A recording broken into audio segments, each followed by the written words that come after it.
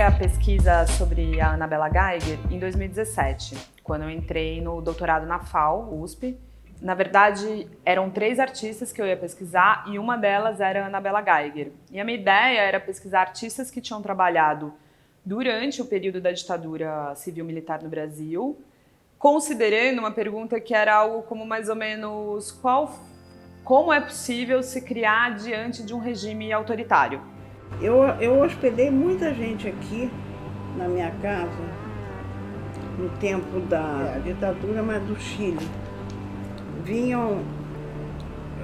É porque eu estive no Chile antes, de repente conheci muita gente, então apareciam aqui. Quando em 2018 sai a minha bolsa da FAPESP e eu começo a fazer as entrevistas com a Anabela Geiger, eu reformulo o projeto e penso, não, a partir dessas entrevistas, eu entendo que ela em si é um personagem suficiente para ser o objeto da tese, entendendo que a Anabela Geiger é uma artista fundamental, né, para a arte brasileira, como educadora, pensando em projetos pedagógicos e como ensinar arte e transmitir arte, e também como artista, fundamentalmente, uma pessoa que está produzindo a vida inteira, desde a adolescência. Ela começa na gravura abstrata e segue produzindo, e nos anos 70 tem essa virada de uma arte moderna para a arte contemporânea, sendo pioneira na videoarte, no uso de elementos como fotografia, xerox, etc. É preciso que haja no universo um sólido que seja resistente. É por isso que a Terra está situada no centro, como uma ponte sobre o abismo. Ela oferece um solo firme a quem sobre ela caminha.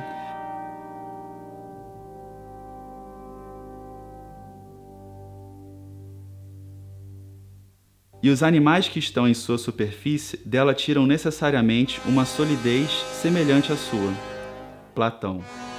O que a Anabela Geiger traz de muito importante para a arte contemporânea, além de estar trabalhando com formas e temas, né, e mídias que são, nos anos 70, muito novas, como o vídeo, a fotografia, no uso da arte, são essas várias preocupações com os espaços geográficos, psíquicos, imagéticos, expográficos, pictóricos, como esses espaços vão ganhando uma série de dimensões no trabalho da Anabela Geiger, que eu chamo de espacializações, que são esses movimentos que ela traz, essas formas, esses modos de trabalhar o espaço, são o que eu considero fundamental na poética dela e com o que eu trabalhei na tese.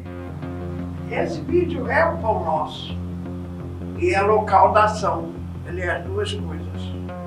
Alguns trabalhos marcantes da Anabela são o Pão Nosso de Cada Dia, no qual ela come fatias de pão de forma, no formato do Brasil e da América do Sul, trazendo esses mapas, que é algo que é muito emblemático da poética da Anabela Geiger, esse trabalho com as cartografias, mesa, friso e vídeo macios, no qual ela constrói um espaço expográfico, trazendo essa mesa de uma memória infantil, de uma memória doméstica, para o espaço expositivo, uma mesa que está recoberta com estofado, que traz camuflagens, um pouco nos tons verdes, lembrando um pouco a situação militar, e muitos vídeos, como Passagens, que é um dos mais conhecidos, no qual ela sobe escadas de dentro para fora, e nessas escadas passa por lugares de memória da infância dela e outros lugares importantes para ela no Rio de Janeiro.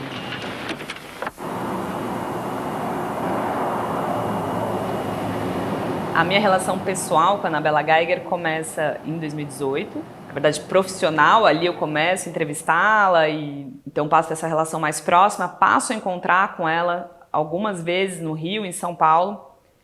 Em 2019, se eu não estou enganada, eu vou com ela para Istambul, para a montagem da exposição da obra dela, Circa, na Bienal de Istambul.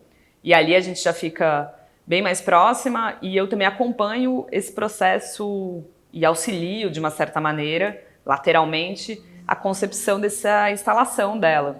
Então isso foi um momento muito importante assim, da minha compreensão sobre a Anabela Geiger e como ela estava ali, ela pondo, claro, com a ajuda da Ana Ortiz, que é assistente dela, era assistente dela, e uma série de outras pessoas trabalhando na Bienal, mas como ela mesma estava ali, colocando areia para fazer o trabalho, pensando onde queria um pouco de terra escura, um pouco de areia mais branca, como os caminhos que ela viu do avião marcaram ela, e daí ela decide incorporar esses caminhos na montagem de Istambul. Então a gente vai se aproximando, eu passo aí várias vezes ao Rio e fico bastante tempo com ela. E em 2022 a gente passa algum tempo no Rio filmando ela para um documentário que está em fase de finalização. E aí sim, filmando ela trabalhando, costurando, indo até a gráfica. Então eu passo muitos dias na casa dela, que é o ateliê, Casa Ateliê. E sim, como artista foi muito impactante encontrar uma artista produzindo, a despeito de toda a dificuldade que era para uma mulher artista produzir. É ainda, mas que era mais ainda no momento que a Anabela começa essa empreitada na profissão artista.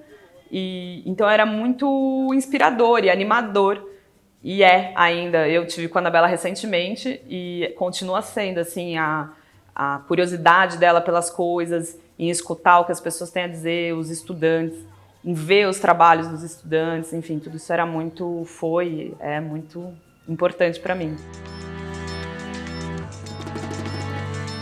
A imaginação é um ato de liberdade, que é o subtítulo da minha tese, é uma frase da Anabela Geiger num trabalho que chama Situações Limites.